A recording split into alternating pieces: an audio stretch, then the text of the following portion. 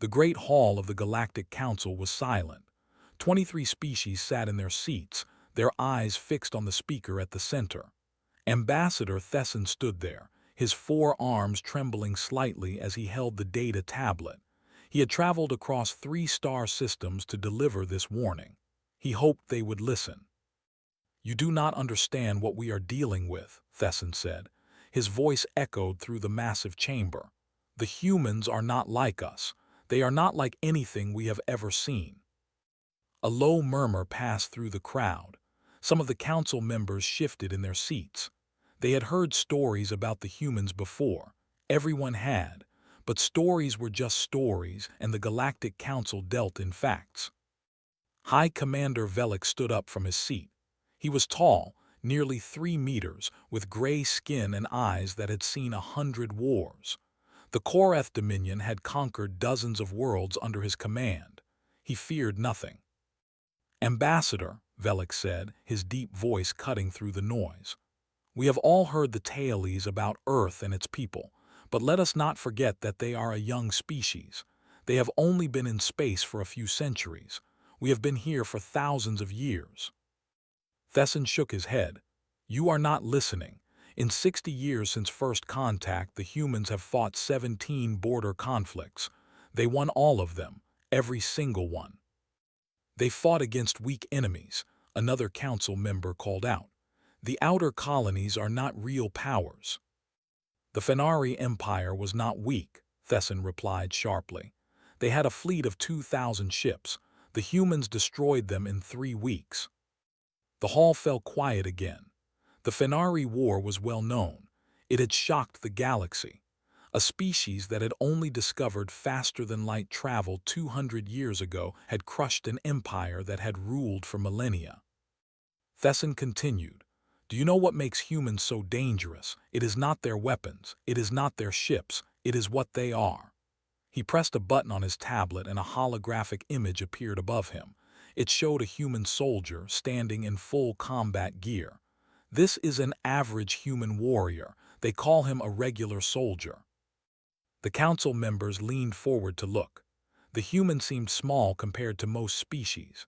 2 arms, 2 legs, soft skin without scales or armor. "They look weak," Velik said with a slight laugh. "That is what the Fenari thought," Thesson replied. "Let me tell you what this weak creature can do. Humans do not sleep the way we do. They can stay awake for days if needed. Their bodies can survive damage that would kill most of us instantly. They have 2 lungs, 2 kidneys, and a heart that can keep beating even with severe injuries." He changed the image. Now it showed humans consuming strange dark liquid. "This is something they call coffee. It is a poison. It would kill most species in the galaxy. Humans drink it every morning. They say it helps them wake up." Another image appeared. "This is alcohol, another poison. They drink it for fun. They celebrate with it." A few council members made sounds of disbelief. Thesson raised one of his hands. "But that is not what scares me. What scares me is their minds." He pulled up another image, showing human soldiers standing together, laughing. Humans form emotional bonds with everything. Their weapons, their vehicles, their fellow soldiers. They will die for each other without hesitation. They feel something called love for their comrades, and this love makes them fight harder than any training ever could. Velik crossed his arms. "You speak as if they are monsters, but they can be killed. They have died in every war they fought." "Yes," Thesson admitted. "They die, but that is the most terrifying part of all. They know they will die and they fight anyway. They do not run. They do not surrender. They keep coming until the battle is won or until every last one of them is dead." He paused, letting his words settle over the council. Then he spoke again, his voice lower now. "But there is something else, something I learned from captured human communications." He looked around the room.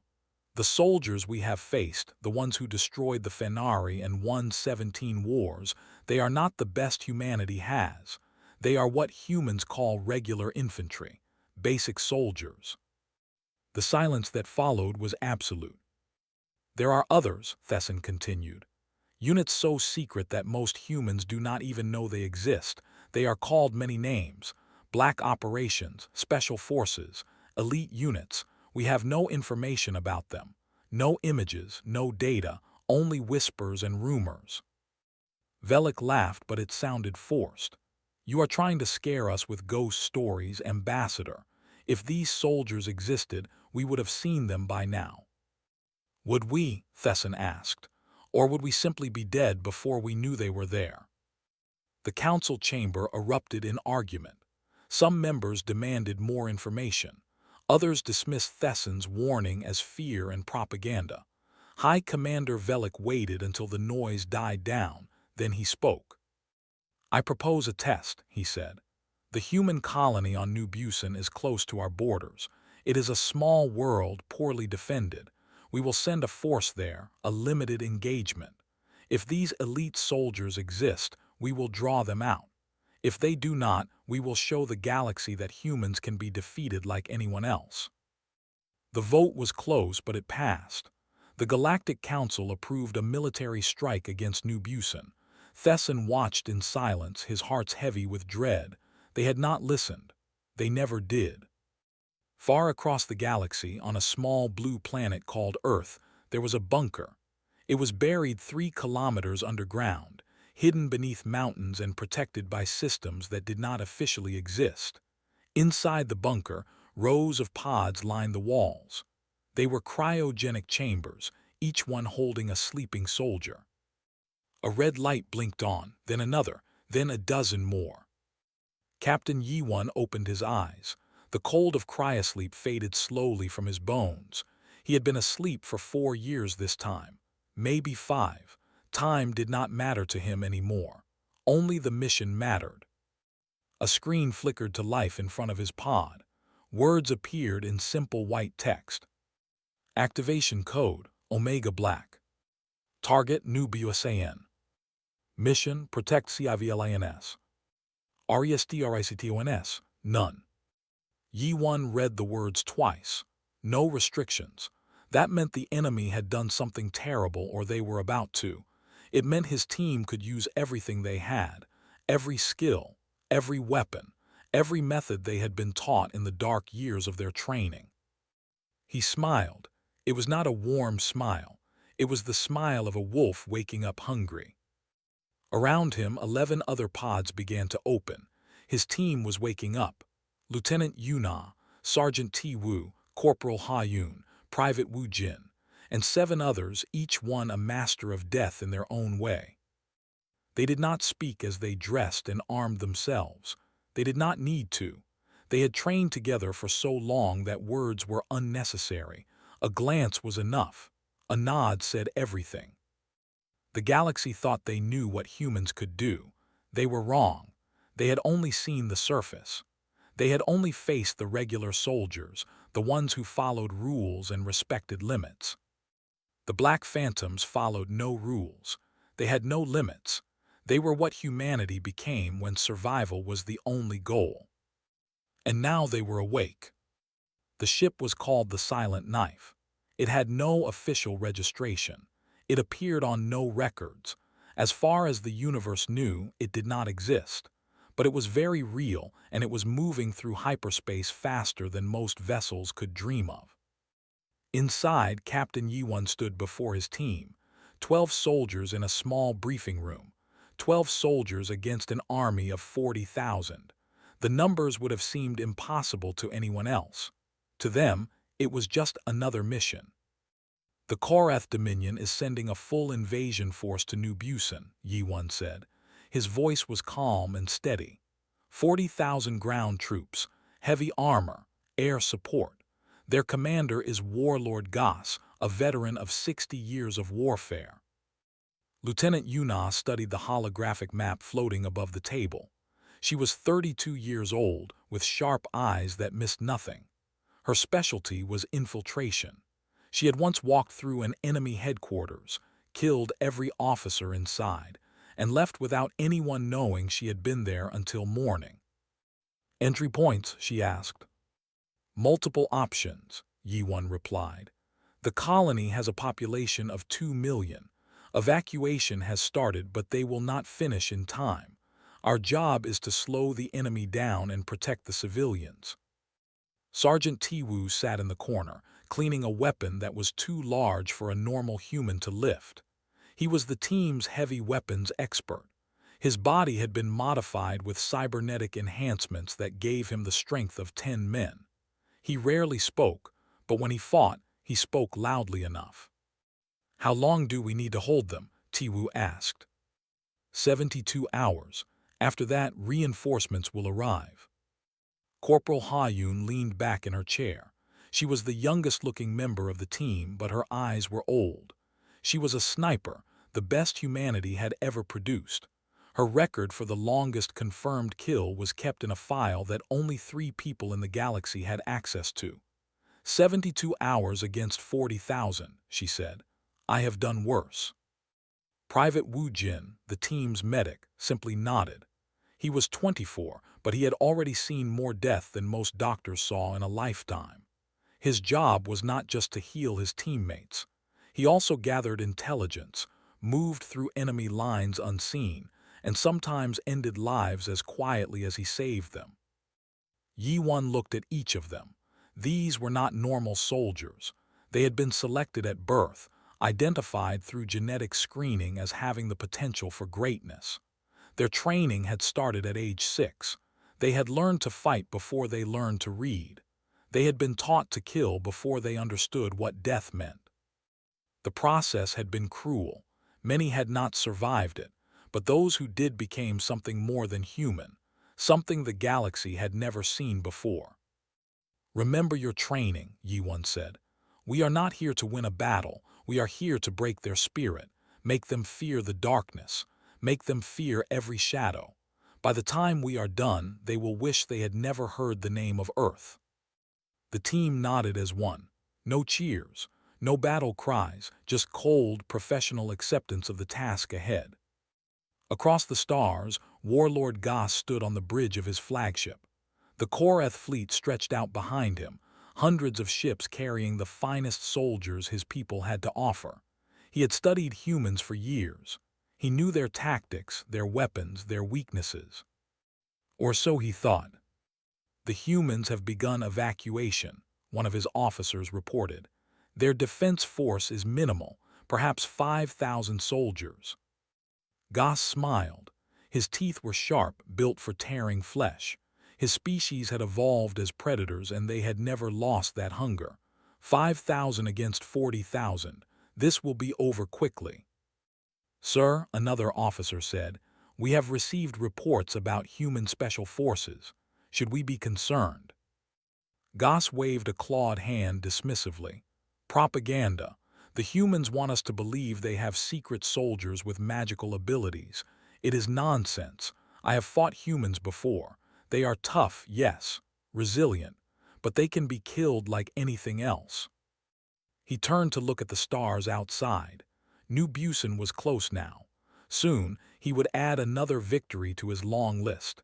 Soon, he would show the galaxy that humans were not so special after all. He could not have been more wrong. On New Busan, panic was spreading. The sky was filled with evacuation ships, but there were not enough. Families crowded the spaceports, desperate to escape. Children cried. Parents held them close and tried to hide their own fear. The Planetary Defense Force prepared for battle, but they knew the truth. They were outnumbered 8-1. They had no heavy armor, no air support, no hope of victory. They would fight anyway because that was what soldiers did, but most of them expected to die. Then a small shuttle descended from the sky. It was unmarked, with no identification codes. It landed at the main military base, and the soldiers there watched with confusion as 12 people stepped out. They wore black armor that seemed to absorb light. Their faces were hidden behind helmets with no visible features. They carried weapons that the defense force did not recognize. They moved without sound, without wasted motion, like shadows given physical form. Captain Yi-Wan approached the base commander, a tired man named General Park. "General," Yi-Wan said, "we are taking over defensive operations." Park looked at the 12 figures before him. There are only 12 of you. The enemy has 40,000 soldiers. We know. You cannot possibly hold them off. Yi-Wan tilted his head slightly. General, with respect, you do not know what we are. Your job is to continue the evacuation. Keep the civilians safe. Leave the enemy to us. Park wanted to argue, but something in the stranger's voice stopped him. There was no fear there, no doubt, only absolute certainty. Who are you? Park asked quietly. We are the Black Phantoms, Yi-Wan replied. We are what humanity sends when regular soldiers are not enough. He turned and walked away, his team falling into formation behind him. They moved toward the edge of the city, toward the direction the enemy would come from.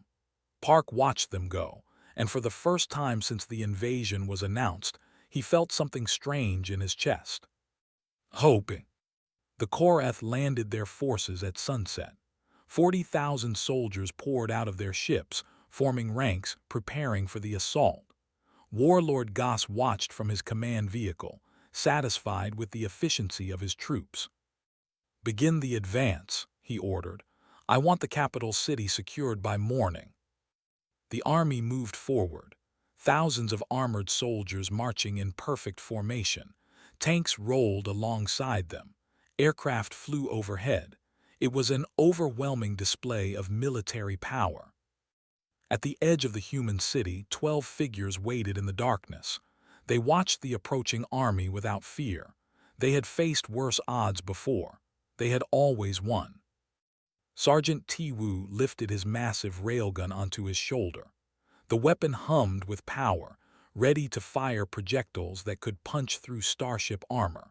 He looked at the sea of enemy soldiers and made a small sound that might have been a laugh.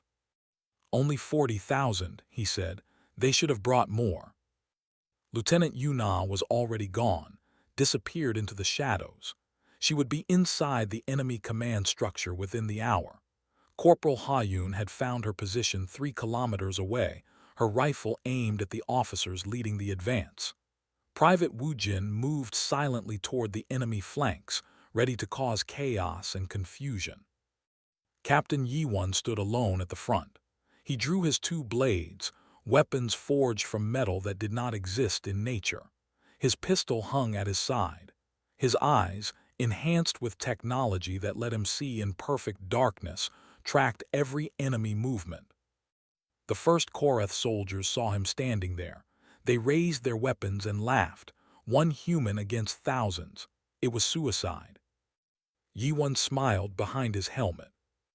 Then the lights went out. All across the battlefield, every source of light suddenly died. The Korath ships, the vehicles, the personal equipment, all of it went dark. Na had already reached their power systems. In the perfect blackness, the Black Phantoms began their work. And the screaming started. The darkness lasted only 30 seconds. When the Korath emergency lights came back on, everything had changed. Soldiers who had been standing moments before were now lying on the ground, dead. Officers who had been giving orders were simply gone. Confusion spread through the ranks like a disease. What happened? A soldier shouted. What is going on? No one could answer. No one had seen anything. One moment there was light, then darkness, then light again. And in that brief window, death had walked among them. 3 kilometers away, Corporal Ha-Yun exhaled slowly and squeezed her trigger. Her rifle made no sound. It was designed that way, built to kill in perfect silence. The projectile traveled through the night air and found its target, a Korath officer standing in the center of his troops. He dropped without a word, 3 holes through his chest where his 4 hearts used to be. Ha-Yun moved her aim and fired again. Another officer fell, then another. She was not rushing. She had time. The enemy did not know where she was, and they never would. By the time they figured out they were under sniper attack, she would have killed dozens more. Back at the front lines, the Korath soldiers tried to regroup. They formed defensive circles, watching every direction. Their thermal sensors scanned for heat signatures. Their motion detectors searched for movement. They found nothing. But soldiers kept dying. Private Wu Jin moved through their ranks like smoke. He had spent 18 months learning to control every aspect of his body. His heartbeat, his breathing, his temperature, his scent. To the Korath sensors, he did not exist. He was a ghost made of flesh and blood. He placed a small charge on an ammunition carrier and moved on. He marked a command vehicle for later destruction. He passed within arm's reach of enemy soldiers who never knew he was there. His knife found the gaps in their armor, quick and quiet. Bodies fell, and their comrades did not notice until it was too late. The forward assault force numbered 5,000 soldiers. They were supposed to secure the industrial district and prepare the way for the main army. Instead, they found themselves fighting an enemy they could not see. "Contact," someone screamed. "I see something." Weapons fire erupted. The Korath shot at shadows, at movement in the corners of their eyes, at nothing at all. They were panicking, and panic made them dangerous to each other. Friendly fire incidents increased. Soldiers shot their own comrades by mistake. Lieutenant Yuna watched from inside the enemy's mobile command center. She had entered through a ventilation shaft that the Korath engineers had sworn was too small for any living creature. They had not considered that humans could dislocate their own joints and squeeze through impossible spaces when necessary. Inside, she moved from room to room. The command center was supposed to be the safest place on the battlefield. It was surrounded by guards, protected by multiple layers of security. None of it mattered. Yu-Na killed the communications officer first, then the tactical coordinator, then the intelligence analyst. She downloaded their entire battle plan onto a small device and tucked it into her armor. Every secret they had was now hers. The forward commander, a grizzled veteran named Sub-Warlord Thren, was in the main operations room. He was trying to make sense of the chaos outside when Yuna appeared behind him. He turned, reaching for his weapon, but she was faster.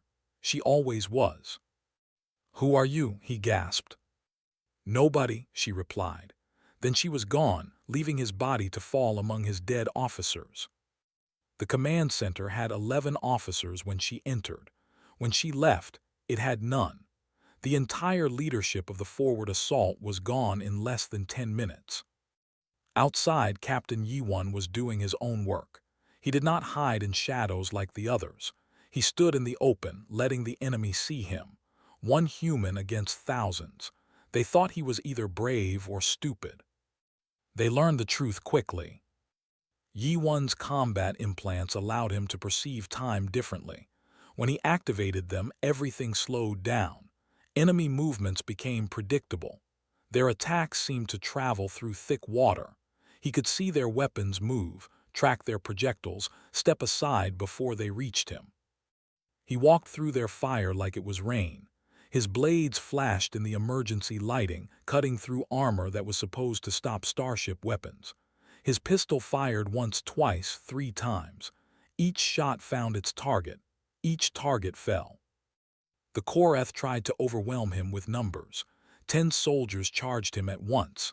He killed them all in 4 seconds. 20 more came. They lasted 3 seconds. 100 soldiers formed a firing line and shot at him together. He was not there when the projectiles arrived. He was behind them, his blades already wet with their blood. It was not combat, it was art. It was the perfection of violence, the ultimate expression of human martial potential, and it was terrifying. Some Korath soldiers broke and ran. They abandoned their positions and fled back toward the main army. Others stood frozen, unable to process what they were seeing. A few tried to surrender, dropping their weapons and raising their arms. Yiwon ignored them. He had no time to take prisoners, and they were not his targets anyway. He was looking for something specific, the enemy communication array. He found it near the center of the assault force, a large vehicle with transmission equipment on its roof. It was how the forward force talked to the main army. Without it, they would be alone and blind. Yiwon reached the vehicle in 6 minutes. He killed 43 soldiers on the way. The vehicle's guards saw him coming and opened fire with everything they had. Heavy weapons, explosives, concentrated beam attacks. He dodged them all. Then he was inside. Then the communications officer was dead. Then the array was destroyed. The forward assault force was cut off. By the time the sun rose over New Busan, the 5,000 soldiers were gone. Not all dead, but broken, scattered, running. The survivors fled toward the main army, carrying stories that no one would believe. Demons, they said. Demons in the dark, they cannot be seen, they cannot be stopped. They killed everyone, everyone. Warlord Goss listened to the reports in disbelief. His officers showed him the data. 5,000 of his best soldiers destroyed in a single night. No enemy casualties confirmed. No footage of the attackers. Only bodies and blood and impossible stories. "This is not possible," Goss said. His voice was steady, but his hands trembled. "No force can do this, not without losses." "Sir," one of his officers said carefully, "the survivors speak of only a few attackers. Perhaps a dozen, maybe fewer." "A dozen," Goss turned sharply. "A dozen soldiers destroyed 5,000 of ours." "That is what they report, sir." Goss was silent for a long moment. He had fought wars across the galaxy. He had seen things that would break lesser minds. But this was different. This was something he had never encountered before. The humans had special forces after all. Ambassador Thesson had been right. The ghost stories were real. And now Goss had made them angry. In the ruins of the industrial district, the Black Phantoms gathered. They were uninjured, not a scratch among them. Their ammunition was barely depleted. The night's work had been light exercise for them.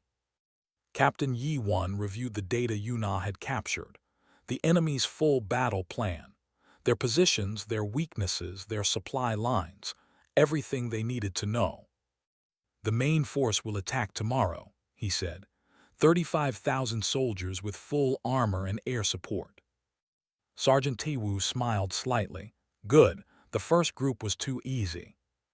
Ha-Yun was already calculating sight lines for tomorrow's battle. Wu Jin was preparing medical supplies, though he doubted they would be needed. Na was planning her next infiltration. They did not rest. They did not need to. Rest was for normal humans. They had been designed to fight for days without sleep, to push their bodies beyond all natural limits. Tonight was just the beginning. In the distance, they could see the lights of the main Korath force. Thousands of soldiers preparing for battle. They had no idea what was coming for them. The Black Phantoms knew. They had known since the moment they woke from cryosleep. Tomorrow, the real fighting would begin. Warlord Goss was not a fool. He had heard the stories from the survivors. He had seen the fear in their eyes. Something terrible had happened in the darkness, and he would not let it happen again. "Constant illumination," he ordered. "I want flares in the sky at all times. Turn night into day. No shadows, no darkness." His officers scrambled to obey. Within an hour, the battlefield was lit like a stadium. Massive flares burned overhead, casting harsh white light across every surface. There was nowhere to hide. "Tight formations," Goss continued. "Every soldier watches their comrade. No one fights alone. If you see something, you call it out immediately." He grounded his air support. The human had destroyed aerial scouts too easily last night. Until they understood what they were dealing with, aircraft would stay on the ground. "We advance in waves," Goss said. 5,000 at a time. Each wave pushes forward while the others provide cover. We do not stop. We do not pause. We overwhelm them with numbers and firepower. It was good strategy. Against a normal enemy, it would have worked perfectly. Against the Black Phantoms, it meant nothing. The first wave advanced at noon. 5,000 Korath soldiers marching in perfect formation, weapons ready, eyes scanning every direction. They moved slowly, carefully, covering every angle. Nothing would surprise them. Nothing would catch them off guard. Captain Yi-Wan watched them come. He stood at the edge of the defense perimeter in plain sight. The enemy could see him clearly in the bright light of the flares. He was not hiding. He did not need to hide anymore. They adapted, Lieutenant Yuna said through the communication system. No darkness, tight formations. They learned from last night. Good, Yi-Wan replied. It means they understand they are in danger. Now we show them that it does not matter. He stepped forward, walking toward the approaching army, 1 man against 5,000. The Korath soldiers hesitated when they saw him. They remembered the stories from last night. They knew what this human had done. Fire, an officer screamed, kill him. Thousands of weapons discharged at once. The air filled with projectiles and energy beams, enough firepower to destroy a building, enough to vaporize a tank. Yi-Wan moved. To the Korath soldiers, he seemed to blur. One moment he was there, the next he was somewhere else. The projectiles passed through empty air. The energy beams scorched the ground where he had been standing a fraction of a second before. Then he was among them. His blades cut through armor like paper. His pistol fired in impossible directions, each shot finding a target. He moved so fast that the soldiers could not track him with their eyes.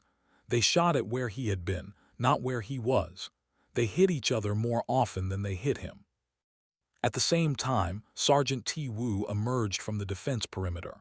He carried his massive railgun with one hand, holding it steady as if it weighed nothing. The weapon fired, and the projectile punched through 6 soldiers before exploding inside a tank. He fired again. Another tank died. The Korath tried to concentrate their fire on him. He stood in the open, making no attempt to dodge. Their weapons hit him, and he did not fall. His armor was made of materials that their scientists could not identify. His cybernetic body could take damage that would kill a dozen normal humans. He just kept firing. Corporal Ha-Yun had found a new position. The constant light made her job harder but not impossible. She had trained to shoot in any conditions. Bright light, darkness, rain, snow, it made no difference. Her hands were steady. Her aim was perfect. She targeted officers. Every army needed leadership. Without officers, soldiers became confused. They hesitated. They made mistakes. Ha-Yun made sure the Korath had no officers left. In the first hour, she killed 47 commanders. Every time someone took charge, they died within minutes. Field promotions became death sentences. Eventually, soldiers stopped accepting promotions altogether. Private Wu Jin moved through the battle like a medic should, staying out of direct combat. But his version of medical care included ending enemy lives as well as saving friendly ones. He captured wounded Korath soldiers and extracted information from them. Names, positions, weaknesses. Then he let them go. They returned to their lines with stories of a human who had shown them mercy. Somehow, that mercy was more terrifying than cruelty. It meant the humans could have killed them all but chose not to. It meant the humans were in complete control. Lieutenant Yu Na appeared inside the enemy's main supply depot. No one knew how she got there. The depot was 5 kilometers behind the front lines, surrounded by guards, protected by security systems. She walked in as if she belonged there. By the time anyone realized something was wrong, half the ammunition was burning. The fuel reserves were contaminated. The food supplies were scattered across the ground, trampled and useless. The Korath army was slowly being strangled. Warlord Goss watched the battle from his command vehicle, and for the first time in his long career, he felt real fear. His soldiers were dying by the hundreds. His officers were being picked off one by one. His supply lines were being destroyed. And in the center of it all, one human in black armor walked through his army like death itself. "Concentrate everything on that one," Goss ordered, pointing at Captain Yi-Wan. "Every weapon, every soldier, kill him at any cost." 3,000 soldiers turned their weapons on Yi-Wan. Tanks aimed their cannons. Artillery prepared to fire. the concentrated firepower of a small army focused on a single human. Yi-Wan looked up at the weapons pointing at him. He could see the fear in the soldiers' eyes. They hated him. They wanted him dead, and they were terrified that they could not kill him. He raised his blades in a traditional salute. Then he moved. The next 60 seconds were the longest of the Korath soldiers' lives. Yi-Wan danced through their fire, weaving between projectiles, ducking under energy beams. He killed 37 soldiers in that minute.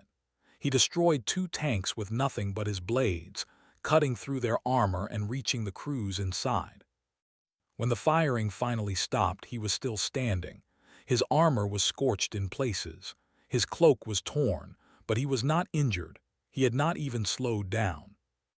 The soldiers who witnessed it began to retreat. They did not care about orders anymore. They did not care about glory or victory. They just wanted to get away from the demon in human form. By sunset, the battle was over. 20,000 Korath soldiers were dead or wounded. The rest had fled in complete disorder. The Black Phantoms had not lost a single member. Captain Yi-Wan stood outside Warlord Goss's command vehicle. The door was sealed, protected by 50 elite guards. The guards were the best soldiers the Korath had to offer. They were supposed to protect their commander at any cost. They lasted 4 minutes. When Yi-Wan opened the door of the command vehicle, Goss was waiting inside. The old warlord held a weapon in his shaking hands. He fired. Yi-Wan caught the projectile between his fingers and let it drop to the floor. "How?" Goss whispered. "What are you?" Yi-Wan removed his helmet. His face was human, unremarkable except for his eyes. They were cold and steady, with no emotion visible in their depths. "I am what you made necessary," Yi-Wan said. "You came here to kill innocent people. You attacked a world that had done you no harm. You wanted to prove that humans could be defeated." He stepped closer. Goss backed against the wall, trapped. "Now you know the truth," Yi-Wan continued. "We cannot be defeated, not by you, not by anyone. We are what humanity becomes when we stop holding back." The weapon in Goss's hands fired again. Again, Yi-Wan caught the projectile. His hand did not even tremble. "Your army is broken," Yi-Wan said. "Your soldiers are running. You have lost everything. But I am going to let you live." Goss stared at him in confusion. "Why?" "Because someone needs to tell the others. Someone needs to warn them."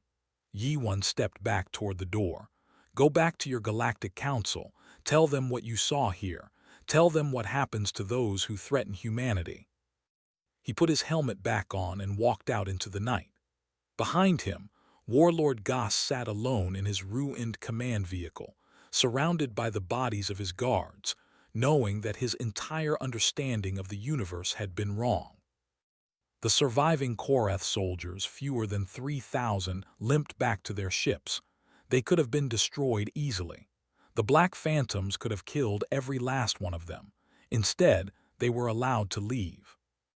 That mercy was the final message. The humans were not just strong. They were in control. They chose who lived and who died, and today they had chosen to let the survivors carry word of what had happened. The galaxy would learn. The galaxy would remember. And the galaxy would fear. 2 months had passed since the Battle of New Busan.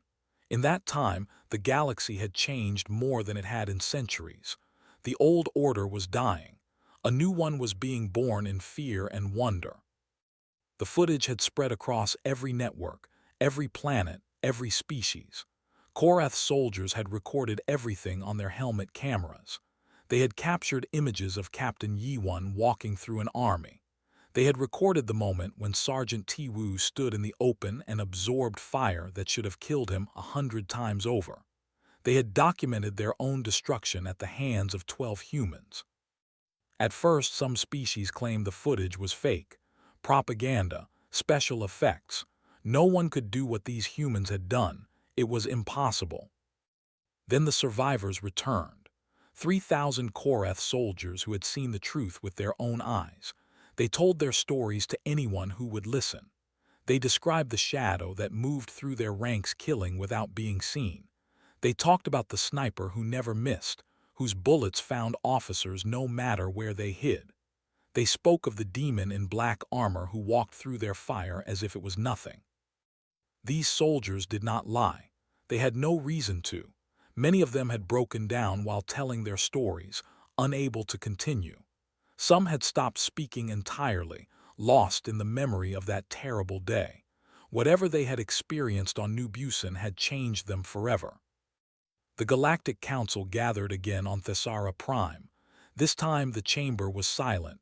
No one argued. No one dismissed warnings. They had seen the proof. They had heard the testimony. They knew. Ambassador Thesson stood at the center of the chamber once more. His 4 arms were still this time. He did not need to plead or persuade. The facts spoke for themselves.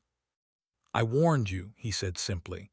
"You did not listen. 40,000 soldiers against 12, and we lost." High Commander Velik was not present. He had resigned from his position 3 weeks after the battle. Some said he had died. Others said he had simply disappeared, unable to face the shame of his failure. Either way, his seat was empty. Warlord Goss was there, though. He sat in the observation gallery, watching the proceedings. His gray skin had turned pale. His eyes, once fierce with predator hunger, were dull and empty. He had not spoken since returning from New Busan. When anyone asked him about the battle, he just shook his head and walked away. "The Council has prepared a formal response," Thesson continued. "We are proposing complete cessation of all hostilities with humanity, full recognition of all their territorial claims, immediate withdrawal of all military forces from their borders." He paused, looking around the room. Every species was listening. Every representative sat in quiet attention. "We are also requesting, not demanding, that humanity never deploy their elite forces again unless absolutely necessary." A murmur went through the crowd. A request, not a demand. The galaxy's great powers were begging humanity for mercy. The door at the back of the chamber opened, and a human walked in. He was not a soldier. He was a diplomat named Sung Ho, a civilian who had spent his career negotiating trade deals and settling minor disputes. He was ordinary in every way. But every eye in the chamber followed him as he walked to the center of the floor. "Thank you for receiving me," Sung Ho said. His voice was calm and polite. "The people of Earth have reviewed your proposal. We accept your offer of peace." Relief washed through the chamber. Representatives sighed. Some closed their eyes in gratitude. The nightmare was over. "However," Sung Ho continued, and the relief vanished, "I want to make something clear. The soldiers you faced on New Busan were one unit, 12 individuals from a single team called the Black Phantoms." He let that sink in. There are 17 such units. The Black Phantoms are not the most dangerous. The silence that followed was absolute. 17 units, each one capable of doing what the Black Phantoms had done, each one possibly even more deadly. The math was terrifying. "We do not want war," Sung Ho said. "Humanity has never wanted war. We want to live in peace, to explore the stars, to learn and grow alongside other species. But we will not be threatened. We will not be attacked. We will not allow our people to be harmed." He looked around the chamber, meeting the eyes of each representative. "The elite forces exist because the universe has proven that peace requires strength. We hope never to use them again. We hope that today marks the beginning of a new era, one of cooperation and mutual respect. But understand this: if anyone threatens humanity again, we will respond with everything we have." The vote was unanimous. Humanity was accepted as a permanent member of the Galactic Council with full privileges. It was the fastest acceptance in Council history. It was also the first time a species had been admitted primarily because everyone was too afraid to say no. Far from the Council chambers, in orbit around Earth's moon, the silent knife hung in space. The ship was invisible to sensors, hidden behind technology that no other species could replicate. Inside, the Black Phantoms were preparing for cryosleep. They had completed their mission. New Busan was safe. The enemy was defeated. The galaxy had learned its lesson. Now it was time to return to the cold darkness of the pods, to sleep and wait for the next call. Private Wu Jin was the first to enter his pod. He had no hesitation, no fear. Sleep was just another form of duty. He closed his eyes and let the cryogenic process begin. Sergeant Tiwu went next. He had already cleaned and stored his weapons. His massive body fit into the pod with practiced ease. As the lid closed, his face showed no expression. Corporal Ha-Yun lingered for a moment, looking at her rifle. She had killed 237 enemies on New Busan. Each shot had been necessary. Each death had protected innocent lives, but she still remembered every single one. She put the rifle away and climbed into her pod without a word. Captain Yi-Won stood in the center of the room, watching his team enter cryosleep one by one. He was proud of them. They had done exactly what they were trained to do. They had faced impossible odds and won without losing a single member. They were the finest soldiers humanity had ever produced. And he knew with cold certainty that they would be needed again someday. Lieutenant Yu Na was the last besides Yi-Won. She paused at the door of her pod, looking back at him. "Something on your mind?" Yi-Won asked. Yu Na was quiet for a moment. "I was thinking about the aliens we fought, how scared they must have been. They attacked civilians, they earned their fear." "I know," she nodded slowly, "but still, I saw the way they looked at us. They thought we were monsters." Yi-Won considered her words. "Are we?" "I do not know any more." Yuna looked at her hands, the hands that had killed so many. "When I was young, before the training, I wanted to be a teacher. I wanted to help children learn. Now I am very good at killing.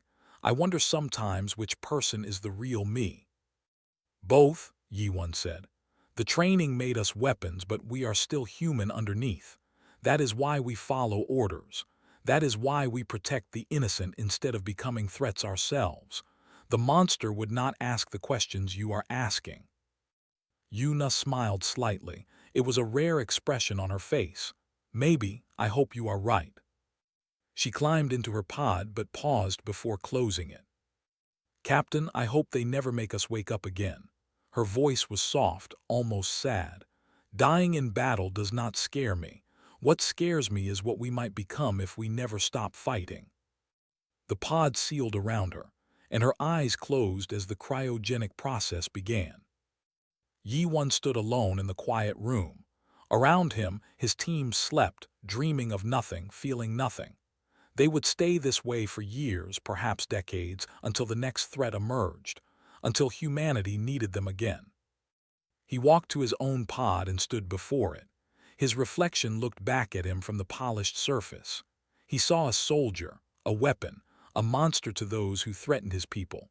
But he also saw a man who remembered what peace felt like, a man who hoped, deep down, that the wars would finally end. He climbed into the pod and let the cold embrace him. The silent knife adjusted its orbit and went dark. To anyone watching, it simply disappeared. It would wait there, hidden and patient, as the years passed.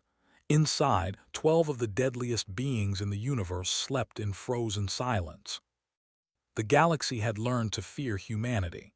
They had seen what regular soldiers could do, and then they had seen what happened when the real warriors woke up. Treaties were signed. Borders were respected. The peace that followed was born of terror, but it was peace nonetheless. Perhaps someday the fear would fade. Perhaps new generations would forget what had happened on New Busan. Perhaps some ambitious warlord would decide to test humanity again. If that day came, the red lights would activate, the pods would open, the wolves would wake, and the galaxy would remember why it had learned to be afraid.